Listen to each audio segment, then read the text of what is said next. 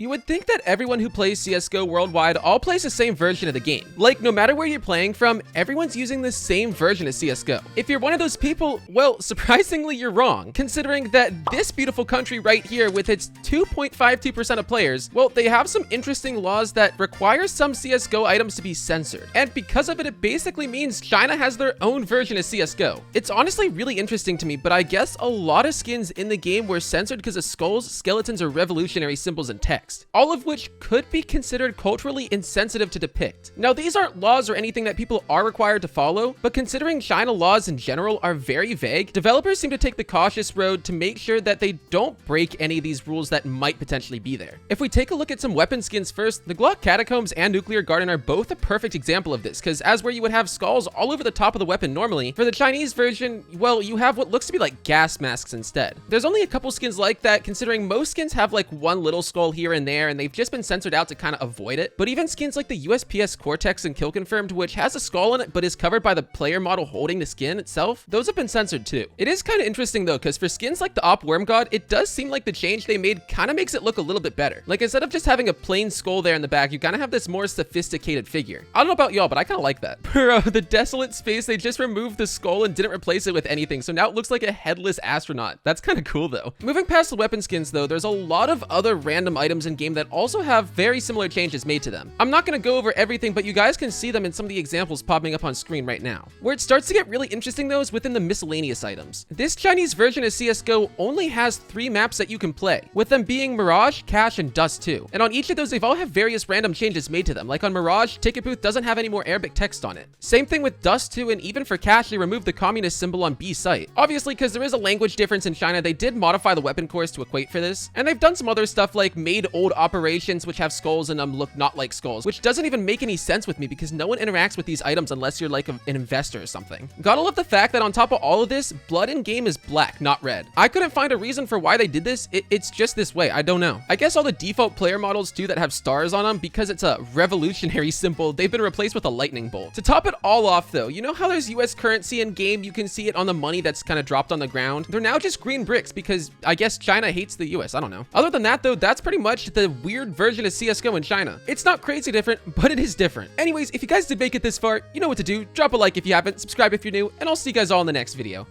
Peace.